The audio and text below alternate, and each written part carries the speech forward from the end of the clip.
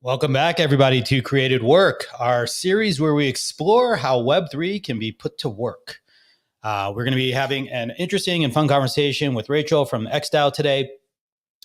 In case you haven't caught on before, you probably should know where you're watching us from, but we do stream live to YouTube, Twitch, and Twitter.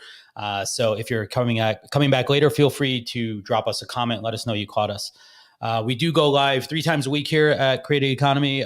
Tuesdays is our Creative Work series where we explore Web3. On Wednesdays, we do our interview series. And then on Fridays, we do the news on Twitter Spaces. So feel free to catch us at one of those places sometime this week. We'd love to hear back from you as well. A couple little announcements. We do have an AMA drop today starting right now. So if you want to grab the official coin for the show, feel free to head over to bit.ly/AMA-drop-24. I hope that's the link. But we are giving away some free money. So if you like free money, feel free to go grab some coins. It's a coin that we use to officially support all of our fans of the show. So please join us there as well. We also have our very first sponsor for the show. We are really excited to be able to support our friend Joe Pulizzi and his conference. So I'm going to play a little bit of an ad, not too much. But if you're listening, don't worry, it'll be over soon. Hi, my name is Joe Pulizzi, founder of Creator Economy Expo, May 2nd through 4th, 2022 at the Arizona Grand Resort in Phoenix, Arizona. If you're a content creator and you're trying to understand how to grow your audience, how to build different and more revenue lines, understand the most innovative content operations, and get your arms around Web3, then CEX is absolutely the event for you. We're limiting the event to 500 content creators this year. And simply put, we put together the most incredible lineup of content entrepreneurs on the planet. If you need to understand the business model of... Okay, I think you guys get the point. It's going to be an awesome conference. It's right next door. It's in Francie's backyard. I'm still staying on her couch. Just doesn't know it yet. But the code, if you need a discount, is created. You can get $200 off on your fee on your ticket. And if you go check out my tweets, Joe is actually giving away one of his never-ending tickets, which is a lifetime pass to all of his events. You have to fill out a little form and you get entered into it. So I encourage you to go do that. I'll find that tweet and I'll share it back out, but feel free to head over to my Twitter. You'll see it. So without further ado, let's jump right into it. We got an amazing guest here today with us. And I want to give Rachel a chance to introduce herself, say hello, and tell us a little bit about you. Oh, you're on mute. I think I wouldn't have done that one. It's like every day I'm on video. But thank you for having me. Really excited to be here. I'm Rachel. I'm the founder of xDAO. It's a professional network for women and non-binary people to help them open virtual doors in Web3, pretty much through all things that have to do with your job search. So career coaching, negotiation, all these types of things. I found the past few months, there have been some incredible women-led projects that are helping to educate underrepresented groups about Web3 and helping them consume, which I think is a great start. But what I want to do is get women and underrepresented groups in general, not just consuming, but contributing in Web3, creating like this is called creative work, and getting paid for it in the right ways. So that's really what xDAO is all about, and excited to share more and learn more because we're just getting this off the ground and have a long ways to go, but hoping this is a really long-term community that is around for hundreds of years. Yeah, awesome. Any questions? All right, so let's jump in. I'll let everyone. Who wants to go first? Who's got a question? Yeah, what's the ultimate product? A consultancy or a school? I mean, yeah. What is it? Yeah, sorry to interrupt you, Francine, but that's a great question. I think we're playing with a couple ideas now. The two main initiatives we're focused on, one is a mentorship program And we're calling that the Alpha X agenda, because what better alpha could you get than having someone help you get forward in your career in the space? And so that's one program that's going to be an end goal. The second is going to be around compensation. So right now we have a survey out in the community, and we're collecting compensation data to figure out how people are being paid for different roles in the space. So whether you work for an NFT project or a DAO, how are you being paid? When are you being paid? Are you being paid? And all of those. Yeah, that would be a good question to ask. Are you being paid? Right. Yeah. So right now, those are like the two products we're pushing out. And we've got a couple mentor-mentee pairs that we've set up, and just starting to think through like how to make that program most successful, and also how to capture like the reflections and the goodness that's coming from those programs. So that's one. And then the second is, like I said, the compensation piece. I've been in recruiting for years, and whenever I'm talking, especially to women, I'm always encouraging them to negotiate their comp. And one question they always ask is, where do I start? And I always say, let's look at the data.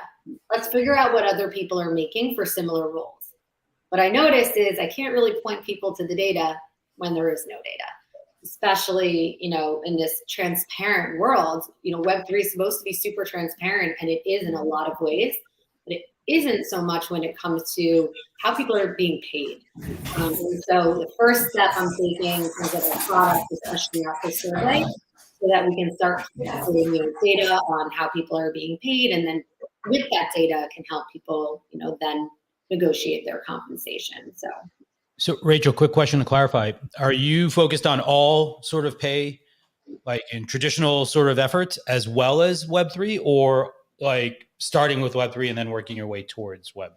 Yeah, so a lot of my day-to-day for the past 6.5 years has been working in tech, working with early stage founders and working with candidates joining startups. So I have a lot of experience when it comes to startup compensation, right? So how to think about the options that you're getting from the company, if that's how you're being paid.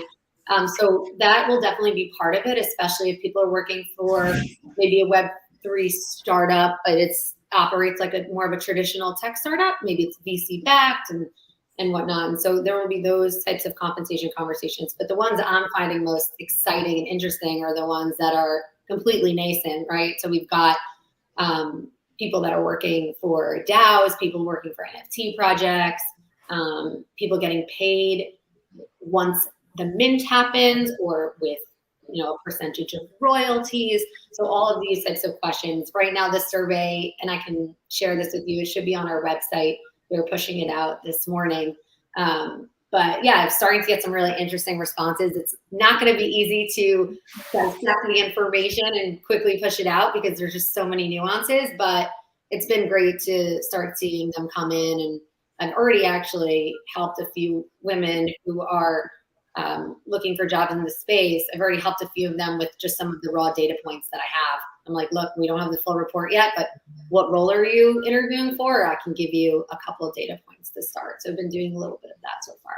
Yeah, I'm going to invite you right now to be on my Karma Club show on Clubhouse, because which is also a podcast, because we're doing a lot of things like compensation, from a lot of things like women and Web3. This is really interesting to me, because I know that, for instance, you're going to raise the money for the DAO from the mint, right? Right. So we know that is a way that founders raise money in Web3 for mission-driven exercises, let's call it that. But then if you are not the founder, you build your team, and how are you going to pay your team? You're going to pay them also from the proceeds of the mint. So when you figure out the tokenomics of the mint, have you gone so far as to figure out, in order to get all this stuff done, how many people you're going to need and what you're going to have to mint for in order to pay them? Mhm. I mean, I just bring it right down to real, how much does it take you to keep living while you do this? Right.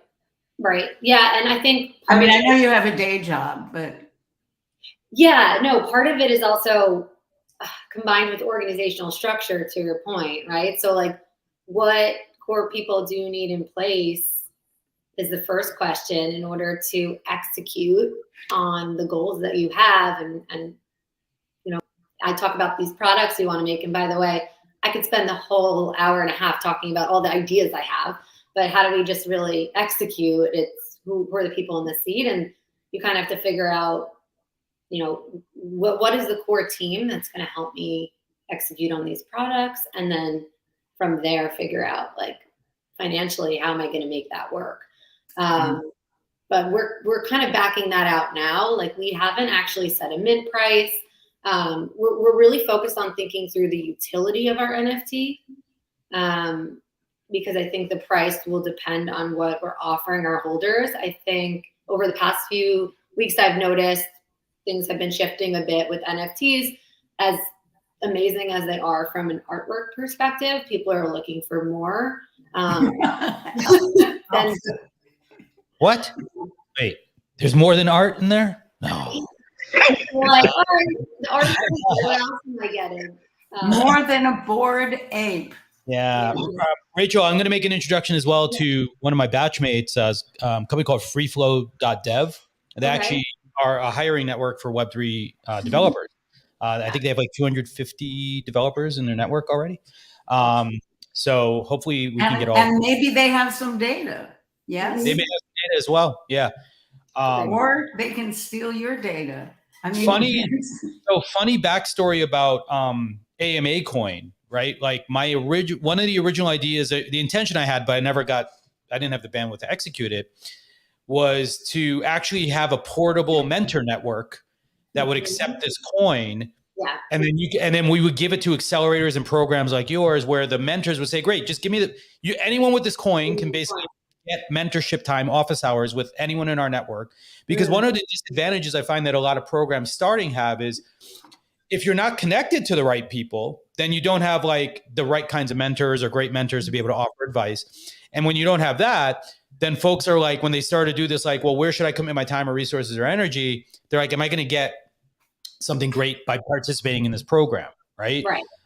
And I feel like there's too many underrepresented groups that are starting new projects that are just beginning their journey in helping others and mentoring others and funding others, right? That need a network of people. And so maybe we can resurrect that, because I'd love to see, AMA coin used for something greater than, just a show.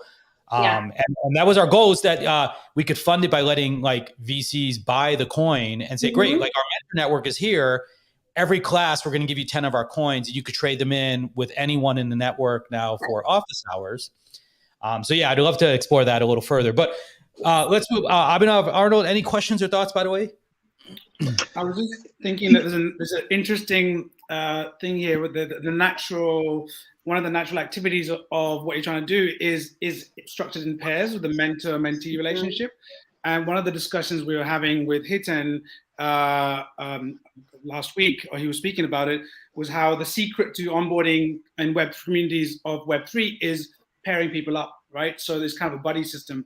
So you have a very natural buddy system. That's kind of how the business model works. So what are your thoughts around kind of how those would work? And have you thought about how the onboarding is going to work for the community members? And perhaps what are the types of community members? Who are the stakeholders? Is it just those two types of people?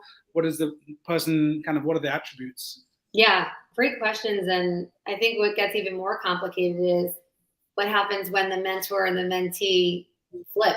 Maybe you're in we create this relationship, but there's always going to be someone who knows more about something in the conversation. So there's going to be a lot of like, oh, actually, you've helped me get this job, but I've been learning a lot about DeFi and staking. Have you heard of this? Like, maybe I can spend an hour helping you. So I'm like picturing a lot of that happening as well. Yeah, that's in a state of flux right now because everybody in this space is a mentor and a mentee all the time. Right. And that's all just sorting itself out. Mhm. And so I think maybe we're even going to need some different terms instead of mentor and mentee. You know, maybe you divide the roles somehow among not divided by knowledge segments instead of, you know, by Yeah. That's definitely a great point of like just what you know or what you're good at or what you're reading on, right? So it's a lot of DYOR, we're saying, do your own research, and once you have, maybe you could then, you know, distill that information to someone else. You made that comment that it's so new there are no experts, right? Like, so if anyone who's selling you that they're an expert, they're probably lying at this point. Right. Exactly. Where are you going to do your mint and why? Sorry, say that again. Where are you going to do your mint and why? Yeah. So, well, first of all, I'm working with an artist. Her name is Mel. She's based in Dubai.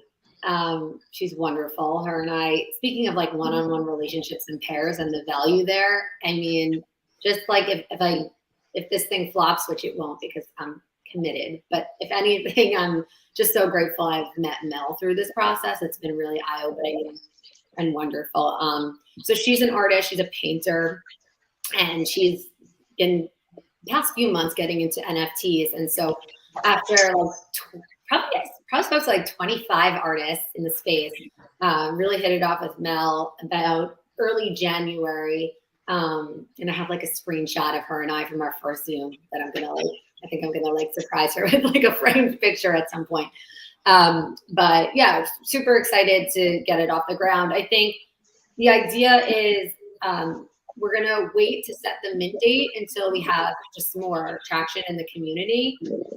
Really trying to not like overpromise and then underdeliver and have anyone be disappointed. So really waiting to set a date on the mint. Right now we're setting it up so that our website can successfully mint. At the same time though, Francine, like there's so many platforms coming out, like I work in the tech startup space. And so I'm keeping my eye out, even actually, you know, we were talking yesterday about another one. There's movies coming out. So I'm going to keep my eye out and potentially mint through a platform if it makes more sense than my website. So yeah, any recommendations there would be really helpful. But in terms of the art itself, we're really far along. She's finishing up like the final touches. When we spoke in January, we had wanted to mint in late March. It's been obviously, as everyone here knows, kind of a crazy market and everything happening in the world. We're not really feeling this is the right time. So I'm going to wait a few more weeks. But any suggestions around where to mint would be super helpful. And even just like how we should be thinking about mint price. Should we be, you know, someone advised me we should maybe just release a few and like do it in batches, which has got me thinking, but at the same time, I want this to be super inclusive. So I don't want it to be like, you know, an exclusive group gets the first batch. So these are all things I'm thinking about. Any advice around the mint would be incredibly helpful. Yeah. Arnold, did you have any questions? Oh, sorry. That's the advice that I'm looking for my nonprofit friend too. You know, where should she mint? Where will she get the most visibility? You know, Nifty Gateway has all the expensive mints, and OpenSea has all the fake mints, and Rarible has all the free mints.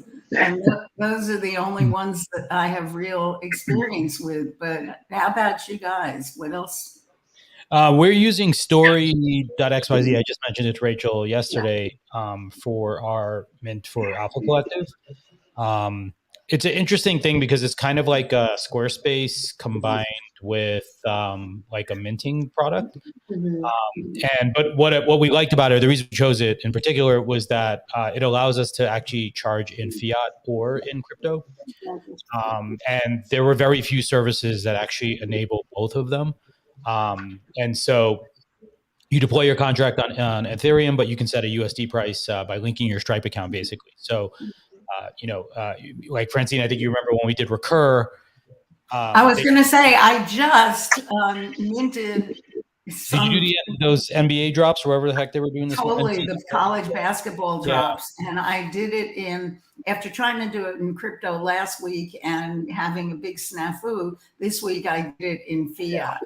So but it's a split path on Recur. Like I think you use like Coinbase Wallet or Coinbase Commerce to check out if you want to use crypto, but then they use like a traditional credit card, probably Stripe or something like that. Right. On the other path. So, I think there's a lot of options. Definitely happy to chat more about it. I just want to hand the real question is who has the audience? I don't think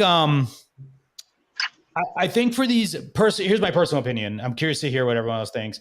I don't think the audience matters on those platforms per se for new projects, right? Like, because unless you get featured, right, then no one's accidentally finding you anyway, right? Like, so it's really like, who's your audience, right? Like, and where can you drive them? And then how can you minimize the friction and make it accessible for those people to succeed with it or to participate?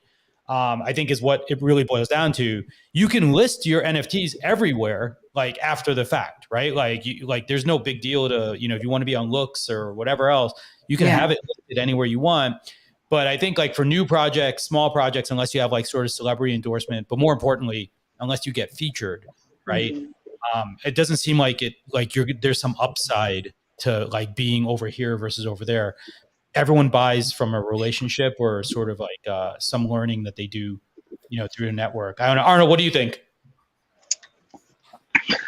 No, I tend to agree with that. And I'm actually kind of along those lines of people and eyeballs. And I'm kind of thinking about the community aspect, Rachel. And you mentioned that like sort of prior to the minting phase, you've been spending more time focused on that community aspect.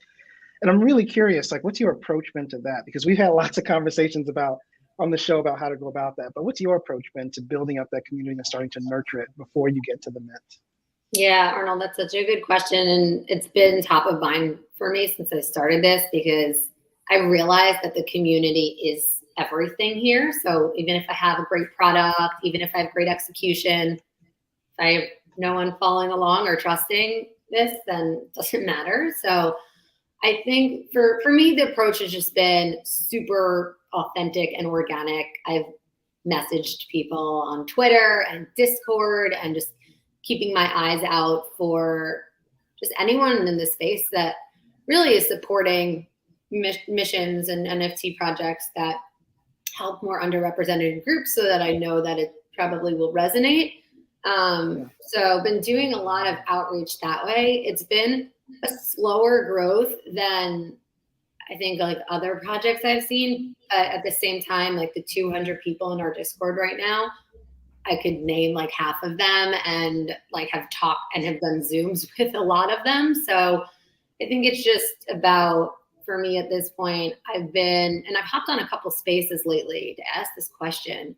I've gotten some good answers, but still looking for the right answer. But how do you really grow a community in an organic way, but also quickly? And that's where I've been getting a little bit stuck. And so it's been just kind of slow at this point, because I've been hesitant to do the like this, retweet that, free this, free that. Like, I think it's garbage. The alpha mining is like so much junk. Like I hate all of it. What I do like and what I've seen, and I've seen it in particular amongst sort of the women-led projects, is the collaborative nature of all of them. Yes, that's what I was just going to suggest. It's so good, and I think that's your real your what's the word, the thing that makes something go faster, your accelerator, right? Women of Crypto and World of Women and BFF, right? Those ones. Yeah. And do some collabs with them, and not sure. I'm really not sure what whether you should put everything into Discord, because personally, I hate Discord, as all these people know, but it's really unfriendly to women. I've found that more and more as I've explored it, attempted to use it, you had to use it for my Rally Coin, all created a Discord for my Karma Club. Women are not, they just don't want to be on Discord. And if you have a good Twitter following, or if you're looking for marginalized people in the Web3 space, I hate to suggest this, but how about Facebook groups? Yeah, no, I'm open. I've been looking into Instagram as an alternative. I think like TikTok has some positives and negatives. I think TikTok tends to reach like a younger audience, but at the same time, it shows who you are, and you're like, I want to be fully doxxed. I want people to feel like they know who I am. So yeah, I've been looking into some other alternatives. I'm with you on Discord. It's tough because it seems to be the best alternative of them as of now, but doesn't mean that's the route I should go. I'm like a traditional like email person. I'm tempted to just like start collecting people's emails and send, maybe an email a week with advice, touch points, job opportunities, and making more of a newsletter to start. I think maybe keeping the Discord for now as like a backup for like the daily chatter. But yeah, I've been thinking about other alternatives. So anything you've seen working or ideas you have are extremely welcome. For sure. Well, because my friend runs a charity, everybody who runs a charity,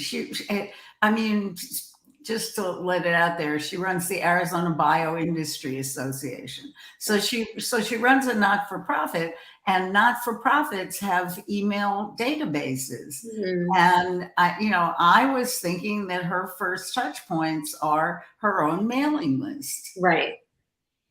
Yeah. It's interesting. So I think last week I turned off all notifications on Discord, and it's been amazing.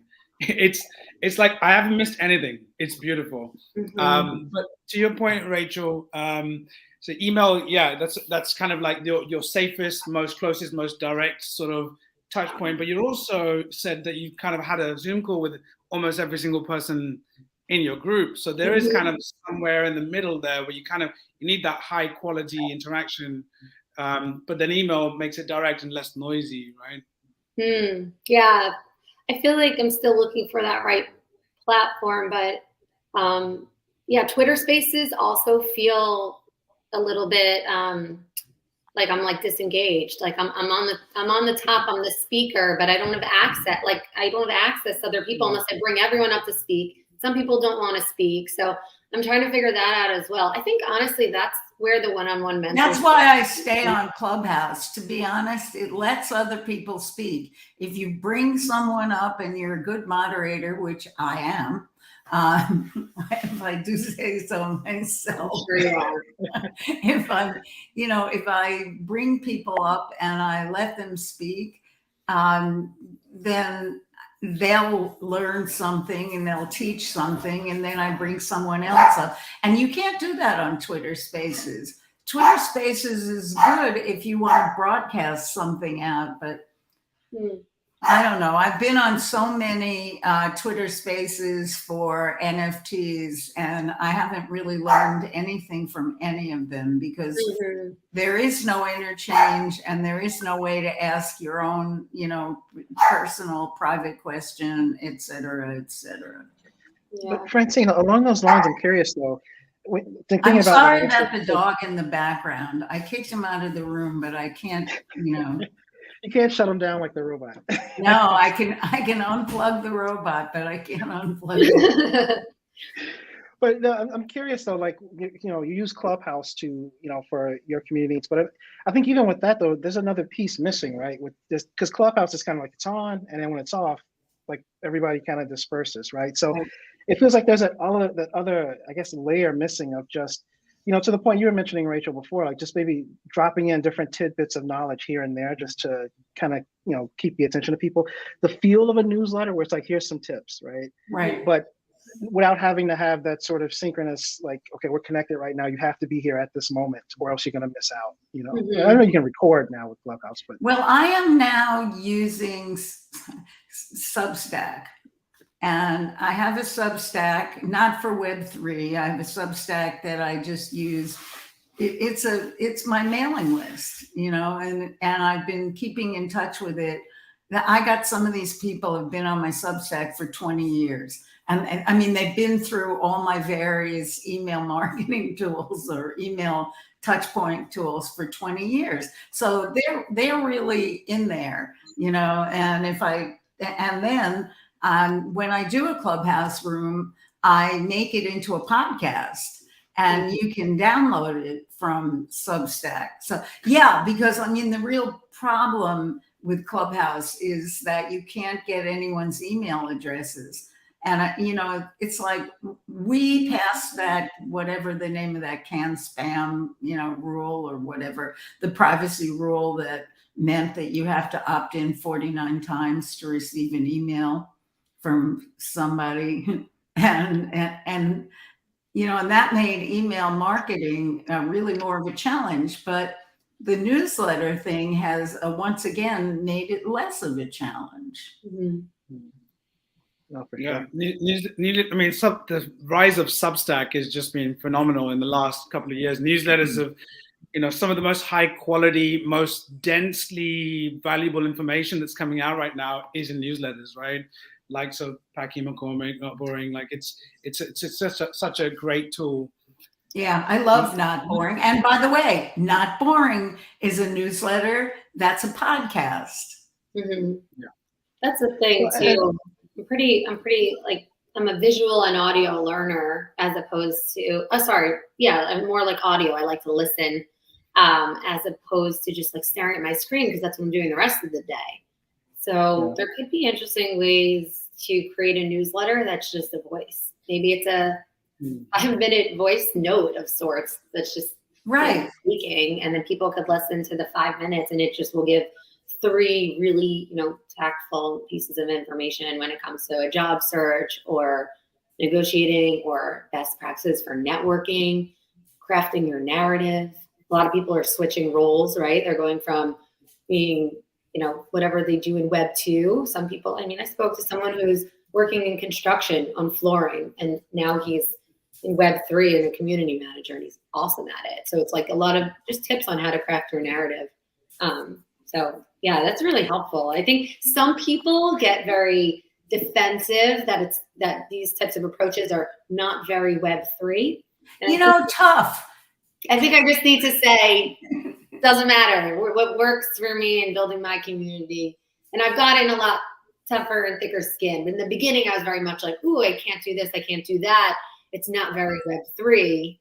But if it works, and it's I mean, the whole goal about anything, it's like I can no longer listen to the radio because now television exists. That's absurd. You know, I can know every innovation, you know, and I've been trying to think about this. Every innovation ends up existing beside everything else rather than, you know, instead of, because it's very hard for people to give up something that's been friendly to them completely. They can maybe add something else in, but they can't give up something where they've already put in the investment, you know, the time investment. It's kind of the. Sorry, Francine. No, I was going to say it's part of the. I think the theme that we've kind of talked about quite a bit on the show is that it's not all Web 3 or all Web 2. It's this middle ground right now, right, where you're starting to leverage some of the best practices and some of the awesomeness of Web 3, right? But using Web 2, right, to help bridge the gap to get there. So there's no, you know, kind of dispelling with this got to do all of this or all of that. It's kind of history isn't that you throw everything else out. You know, progress isn't that you throw everything else out. It's that you add, you know, what there was to something else. I would like to talk about the thing about the DAO. You're forming a DAO because you started by saying you are xDAO, and you didn't start that. That was your first thing. Mm-hmm. And one of the great virtues of doing a DAO is it's supposed to be decentralized. But we got in a huge discussion on Tech News Around the World this morning Mm-hmm. on how the venture capitalists are funding a lot of DAOs. Right. And once the VCs put money into the DAOs, how decentralized are they? Mm-hmm. Because in Andreessen Horowitz, which is always my example of somebody in Web3, because they are, if they own, 14 billion shares of your DAO and everybody else has minted at 0.07 ETH, Right. you know what I'm saying? Yeah.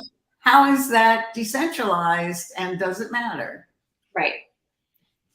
Yeah, I've thought about this a lot, and I've had a couple conversations lately. I actually jumped in a Twitter space where they're talking about decentralization just in general.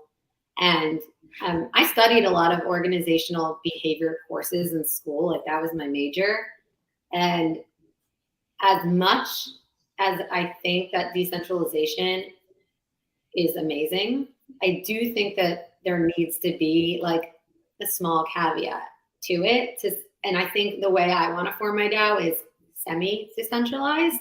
And I think that for some people that will be unacceptable. They will not want to be part of my DAO because of it. And that's okay. But the reason I say semi is because I think in order to actually get things done and to execute, there does need to be a group around the table that's more of like a core team. And I picture that group being voted on by the DAO members, so that not so like related to politics, but it's, like you vote them in, and so you choose the person that's in the seat for the different roles, and so they can make some decisions on behalf of the group. The VC part I won't touch too much on. I think that personally I would prefer, though, to find another stream of revenue and another stream of funding rather for xDAO in the future outside of taking money from a venture fund. My goal would actually be, and it's interesting, we started talking about this earlier, to have a token that governs the community. It's actually how I started this idea in the first place. So I've spent the past few years recruiting. I now recruit for a VC. There's no hidden agenda. I don't get paid commissions. I work for the VC. We send free talent to our portfolio companies. They love it. They love me for it. My old role, I was a contingency recruiter. I was paid commission. My company was paid a fee per every hire. So there was something, I did it for 3.5 years and I learned so much, but I always felt that there was something icky, for lack of a better word, about that model. And the reason is, you look around and you're like, oh, you're an engineer? I'm a pimp. Yeah, engineers. $50,000 price tag. Like, come talk to me. I can make 50. Not I, but the company can make 50,000. And it always felt super weird. And I, really wanted to have the candidate's best interest at heart. And I always did, because that's the type of person I am. But like, at the end of the day, the company was paying us, and so incentives just get really funky. And so my initial reason for wanting to start something like this was because I'd always wanted to start a recruiting firm, and like try to flip it on its head, but I couldn't really figure it out until I learned about DAOs and the way that different incentives can work in Web3. And I thought, wow, this could be a way for me to help people get jobs, make money doing it, but it also being in the best interest of the candidate. And I never really wanted to charge the candidate because that didn't feel right to me either. So the idea is that anyone can be a recruiter. Anyone can help someone get a job. It doesn't have to be that your like title is former recruiter, right? If you, like Francine, if you connect two people because you think that they would benefit from a conversation and one ends up hiring the other, you're a recruiter. You just helped someone get a job. I know, I've done that all my life, and I've done it for nothing. Right. I've done it. Exactly. And a lot of people are doing that kind of just work because they're intrinsically motivated to help people. But at the end of the day, like, wouldn't it be really cool if we could have a token that people can get and use to reward, thank, and pay people for shepherding them through a job search. And so that was like really the start. And now I'm working my way to that point. But because of all the tokenomics involved, and I'm based in New York, and the complexity with the legal system and tax. Oh my God, New York is the worst because their KYC rules make tokenomics much harder. Yeah, so I'm dealing with I'm doing a lot of research there right now, talking to a lot of people to try to understand how to make it work. But like to scale it back, I'm starting with, let's build this community of people and that are looking for jobs or looking for even contributor roles. The other thing too that is driving me here is, very personal, but I got married last year and I'm thinking about having a family. And I think about how when I was younger, I was under the impression that you either have a baby and then you leave your job, or you have a job. But what about in between, right? And so we use these phrases for women all the time, right? Like return to the workforce, leave the workforce. In Web3, we don't have to say that anymore. You could contribute 1 hour a week to a Web3 project, get paid doing it. If you feel super fulfilled, that you're part of it, and take care of your baby 99% of the time. Right. Or, differentiate the amount of. Yeah, and that's a big open question about the future of work.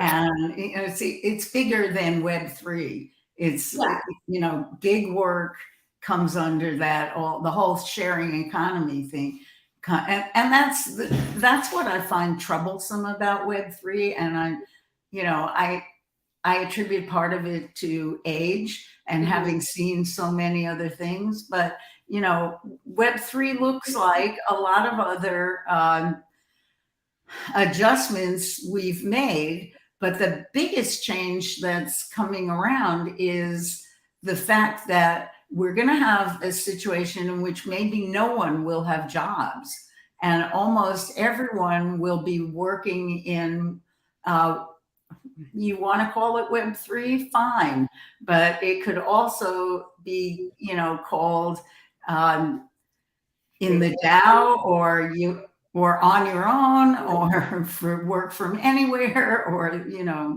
like that.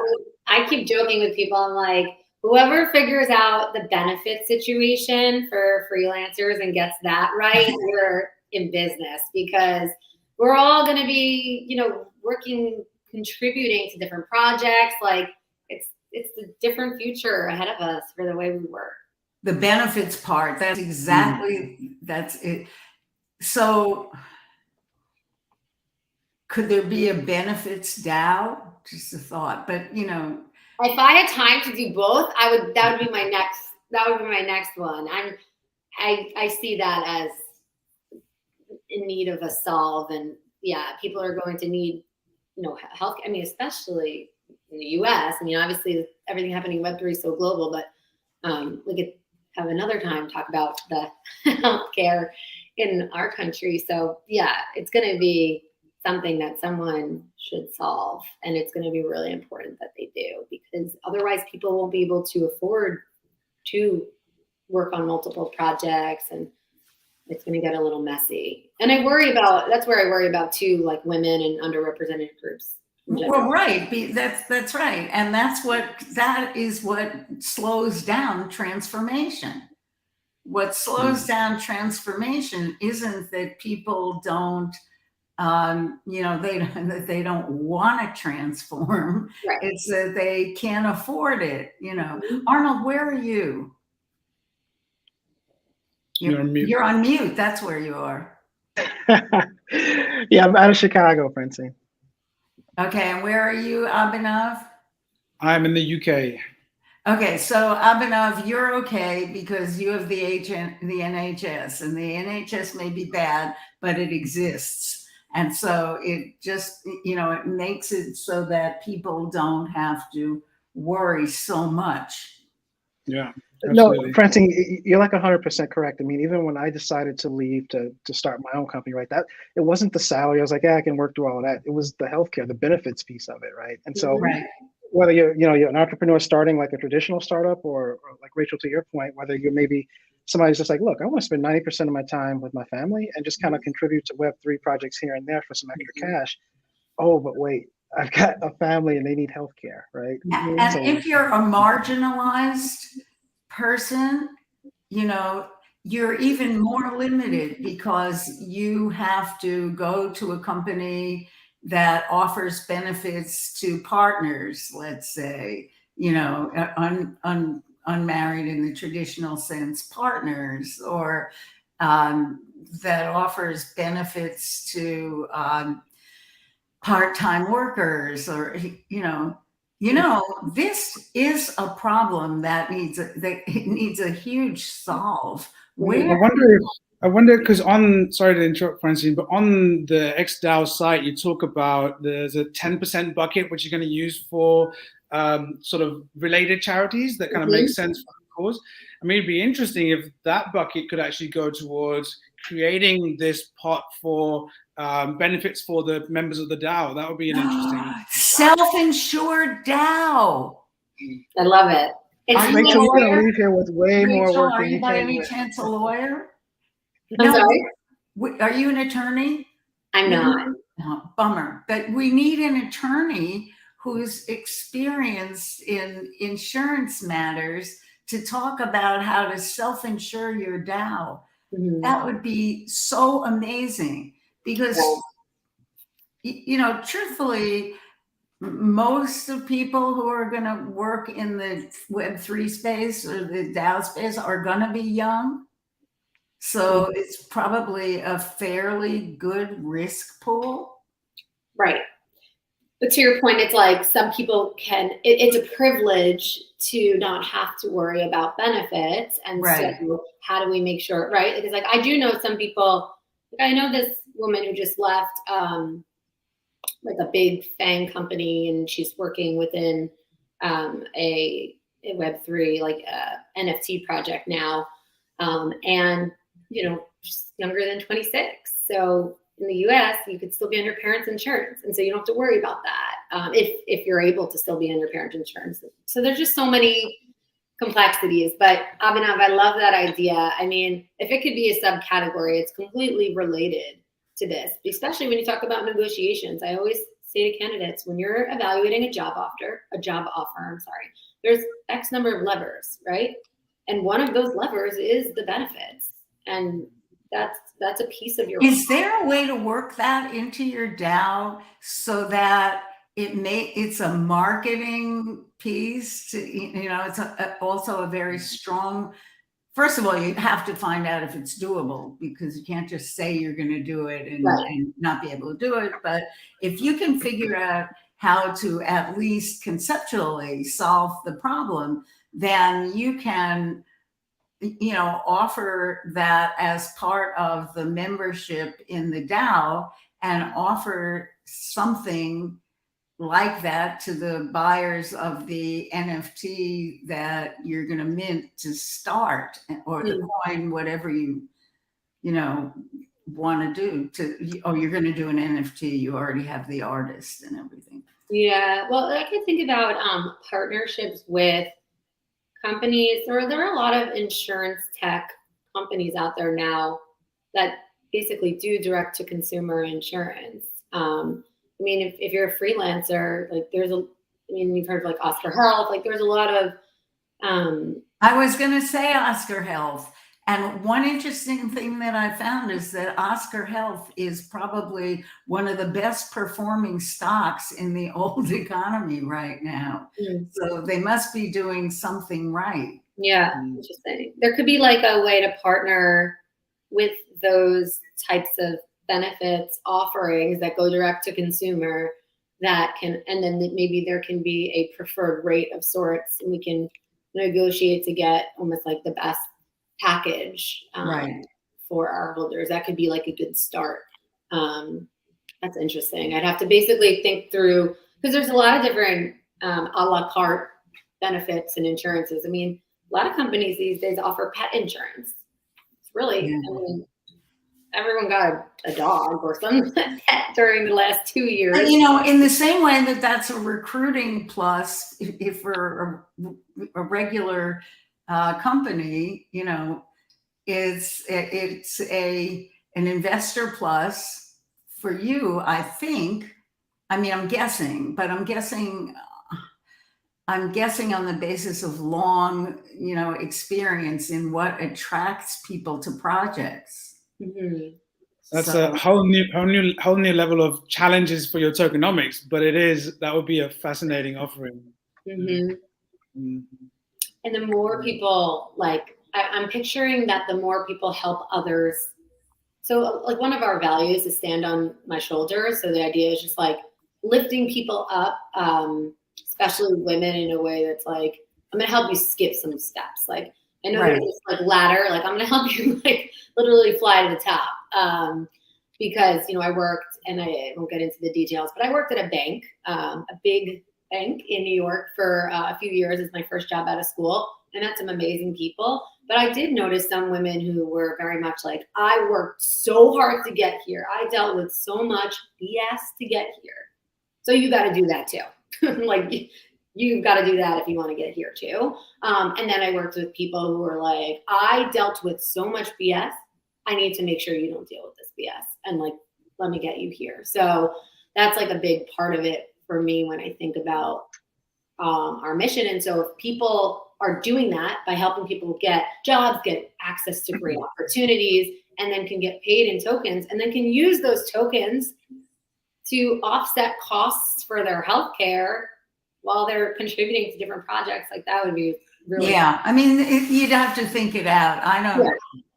I don't ever think anything through. I just throw it in the grenade and let other people think it through. That's my biggest thing right now, actually. If I had to tell you, the biggest challenge I'm having is that there's no shortage of good ideas, not just from me. Correct.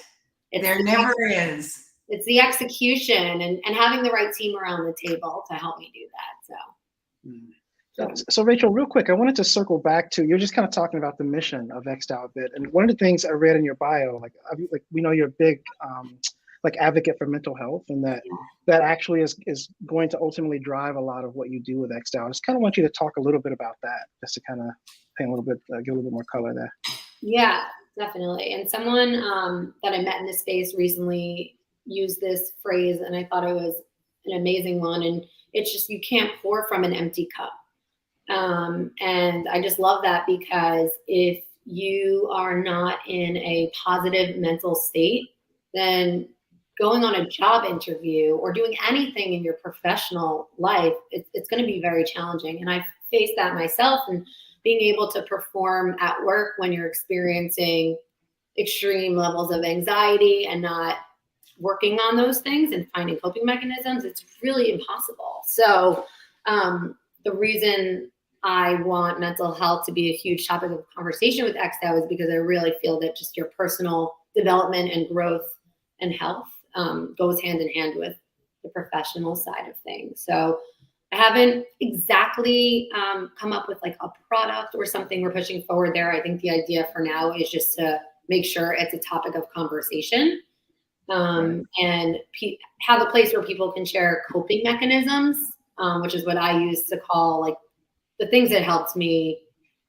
feel better or still help me feel better when I'm anxious. So whether it be something as large as just like the idea of like learning to meditate and do yoga, or something as small as a tip on how to handle obsessive thoughts.